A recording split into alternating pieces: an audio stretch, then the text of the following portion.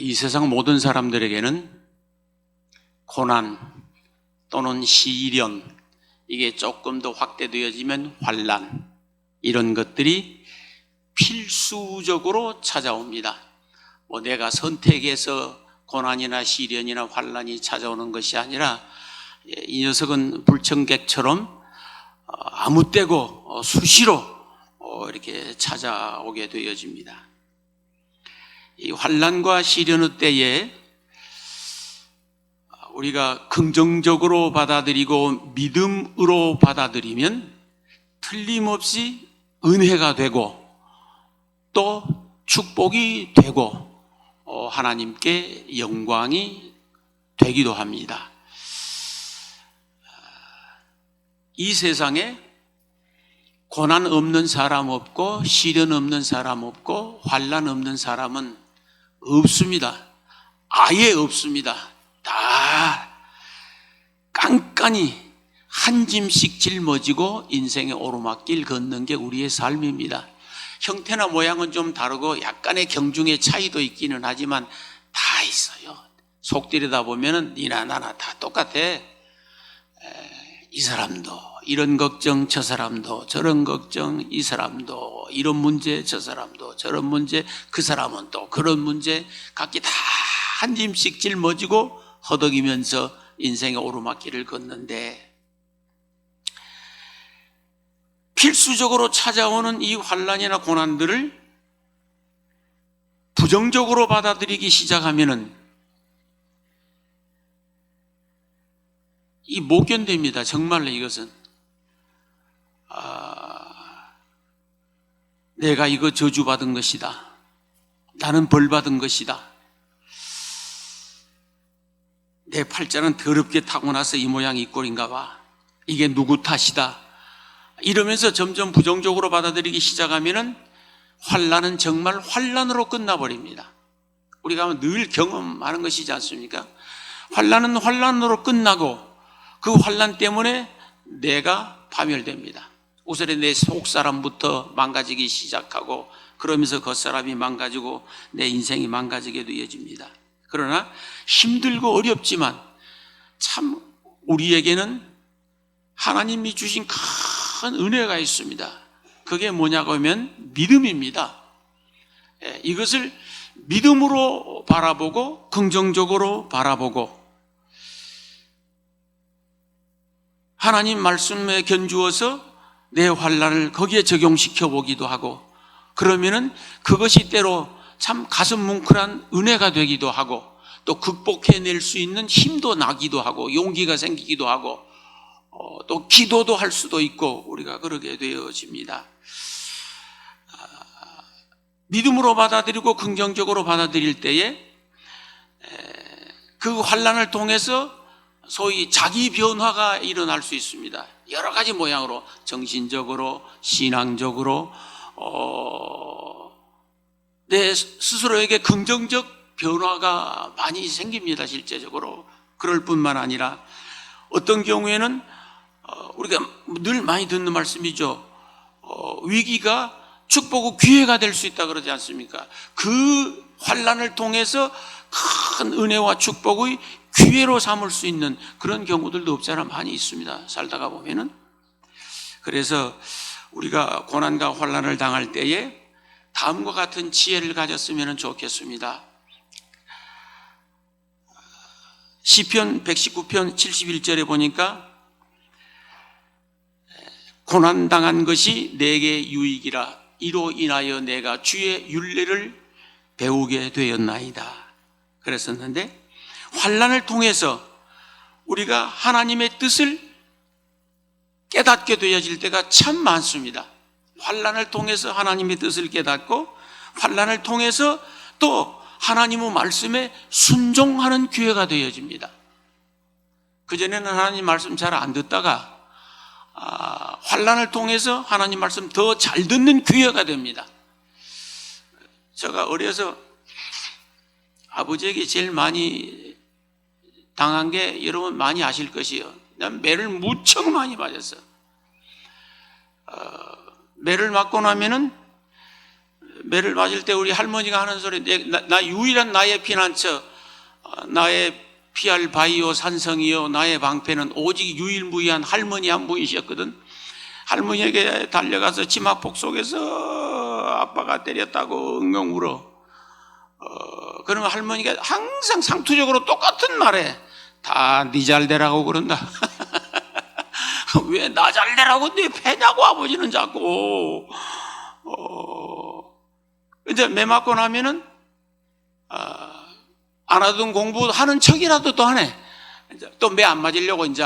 그래서 환난을 통해서 우리가 주의 율례를 배우게 되어집니다. 하나님의 뜻을 깨닫기도 하고 말씀에 더 순종하는 기회가 되기도 하고, 그래서 이게 우리에게 유익이 될 수가 있죠.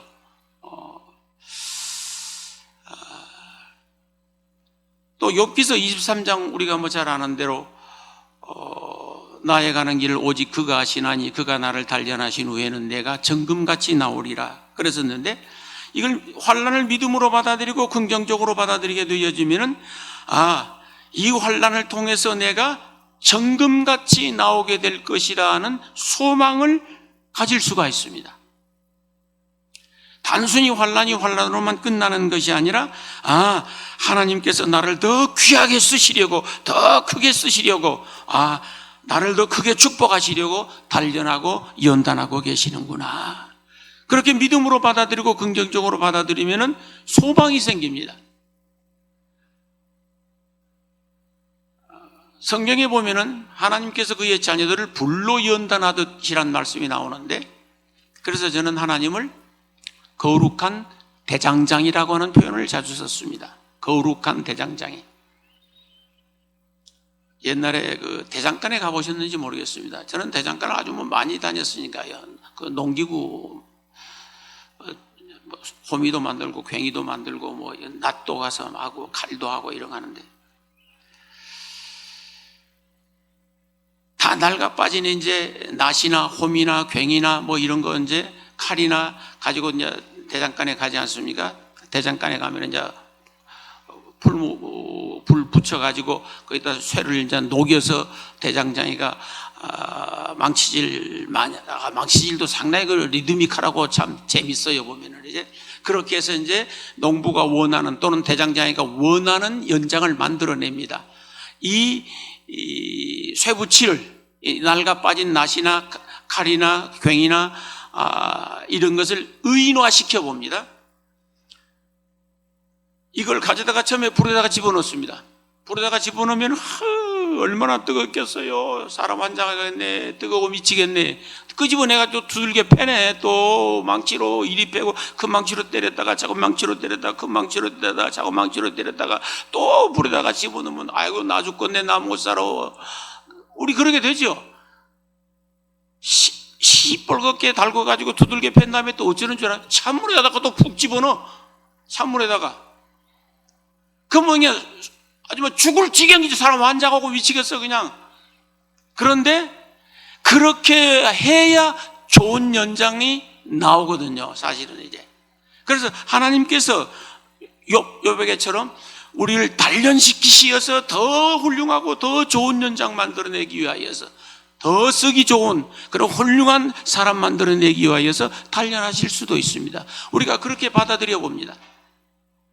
제가 얼마 전에 그런 말씀을 한 2차례 드린 것 같는데, 우리 한국교회 가장 목회를 크게 하신 분들은 다 죽었다가 살아났더라고. 그래 아는 사람이 거의 없어요. 다 한 번쯤 죽었다가 살아났어. 그래서 우리 정 목사님도 하나님께서 크게 쓰시고 우리 대명교회 정말로 크게 만드시려고 지금 연단하고 계시는구나, 그런 생각을 하고 말씀을 드린 적이 있는데, 우리가 내가 연단을 받아 정금처럼 나올 것이라고 하는 소망을 가지면 좋습니다. 환난 때에. 그래야 잘 이겨낼 수 있고 잘 견디어낼 수 있고, 그리고 대장장이 하나님이 나를 두들겨 패시기도 하지만 그 결과는 언제든지 좋거든요. 그러므로 환난 때에 하나님이 나를 정금같이 만드시려고, 더 귀한 연장으로 쓰시려고 이러시는구나, 믿음으로 받아들이고 잘 극복해낼 수 있기를 소망합니다. 요한복음 11장에 보면은 그 나사로의 이야기죠. 예수께서 이르시되 이 병은 죽을 병이 아니라 하나님의 영광을 위하며 하나님의 아들로 이를 인하여 영광을 얻게 하려 함이라. 그렇게 했었습니다. 때로는 하나님이 영광을 얻으시기 위하여서 우리에게 환난을 가져다 주시는 경우도 있습니다. 나사로와 마리아 마르다는 예수님하고 아주 친한 집안이죠. 예수님이 거기 자주 가서 쉬셨고 음식 잡수시고 아주 가까운 사이죠. 그런데 나사로가 병들어 죽었습니다. 그런데 그 나사로를 두고 죽을 것이 아니라 이것은 하나님의 영광을 위한 것이라고 했었습니다. 그리고 결국은 예수님이 살려내셨고 영광을 받으시는데, 어떤 경우에 이 환난은 하나님께서 영광을 받으시기 위하여서 나에게 주신 것이구나. 그러므로 내가 원망과 불평보다도는 감사와 찬양으로 하나님 앞에 영광을 돌려드리고 간절함으로 기도해서 이 질병과 이 환난과 싸워 이기고 나사로처럼 하나님께 영광을 돌려야지. 그 믿음을 가지면 좋겠습니다. 이 환난을 통해서 하나님이 영광을 받으시려고 하니 나는 이 환난을 통해서 하나님께 영광을 돌려드릴 것이야. 또 어떤 경우에 고린도후서 12장 같은 데 보면 사도 바울의 이야기입니다. 육체에 가시를 주었다고 했었는데 그건 사도 바울이 받은 은혜가 너무 많기 때문에 자고하지 않도록 하기 위하여서 가시를 주셨다고 그랬었습니다. 사도 바울에는 큰 환난이죠, 그게.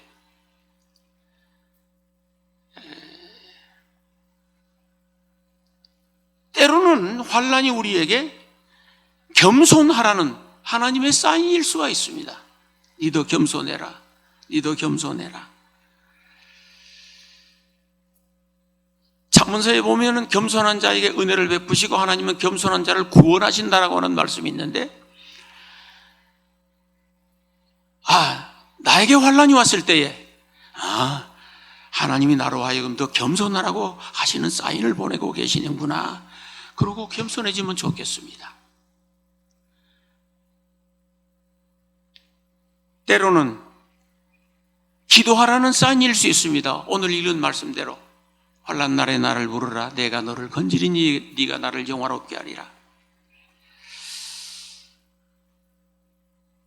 환난이 왔을 때에, 이게 사람 본성 자체가 그래요. 사실은 환난이 없고 시련이 없고 고난이 전혀 없으면은 그렇게 간절하게 기도 안 합니다. 그러니까 니나 할 것이 다 똑같아. 사람 생겨 먹은 것이 뭐 다를 게 얼마나 있겠어요. 다 도토리 기적이지. 그런데 환난이 닥치고 고난이 닥치고 거대한 풍랑이 일기 시작하면은 믿음이 있는 사람은 그때 더 간절히 기도합니다. 누구라도 마찬가지입니다.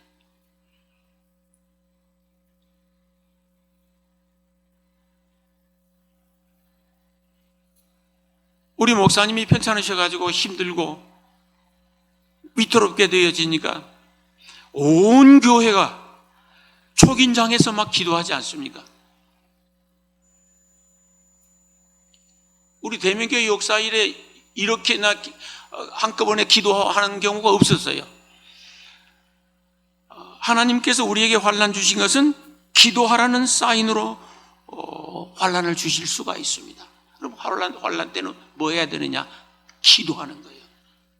예.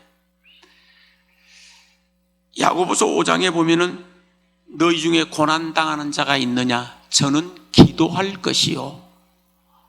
그러니까 우리가 평소에는 별 탈 없을 적에는, 환난 없을 적에는 하나님과의 영적 교제를 위하여서 또는 내 영혼의 건강을 위하여서, 내 영혼의 건강을 위하여서 꾸준히 기도해야 됩니다. 네. 평소에는. 숨을 안 쉬면 죽으니까 꾸준히 이렇게 기도를 해야 돼요.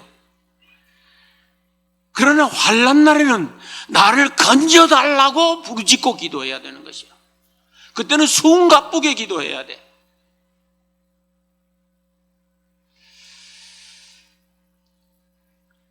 환난 날에 나를 부르라 내가 너를 건지리니.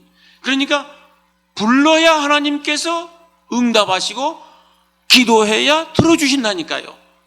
부르지 않으면 하나님도 가만히, 성경 어느 곳을 다 뒤져 보아도 우리가 기도하지 않고 하나님 부르지 않는데 하나님이 알아서 다 해주시는데 혹시 그런 데 보셨습니까?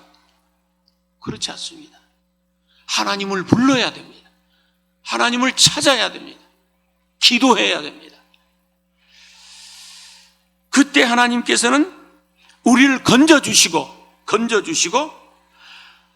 건짐받은 우리가 하나님께서 우리를 이렇게 살려주시고 이렇게 건져주시고 환난에서 이렇게 우리를 구원해 주셨다라고 간증하게 하시면서 우리를 통해서 영광을 받으시는 것입니다.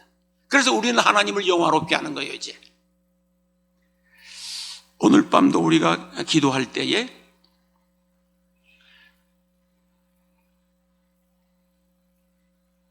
환난을 통해서 주의 율례를 배우고 하나님의 뜻을 깨닫고 말씀에 더 순종하는 그런 기회가 되기를 위하여서, 환난을 통해서 내가 연단을 받고 정금처럼 나올 것이라는 소망을 가지고도 기도하기도 하고, 생각나는 대로 하십시오. 아무튼 예를 들어서 주일날 설교를 하잖아요. 설교를 처음에서부터 끝까지 여러분이 다 기억하기를 원하는 목사는 세상에 없습니다. 그건 바보요, 목사치고도. 그럼 어떻게 해야 되느냐? 설교 중에 어느 한 대목에 한 말씀이 가슴에 딱 찍히는 거예요. 그냥 그걸 붙잡으시면 돼요. 그냥 그거 하나 붙잡고 기도하시면 되는 거예요. 저녁에도 마찬가지요. 이 환난을 통해서 하나님이 영광을 받으시려고 그러는구나, 그런 느낌이 있으면 그거 가지고 기도하시면 되는 거예요. 이 환난을 통해서 나를 겸손하라고 하시는구나, 그게 가슴에 와 닿거든 그거 가지고 기도하시면 되는 거예요.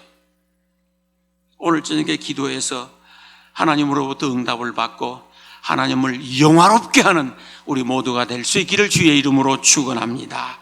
환난 날에 날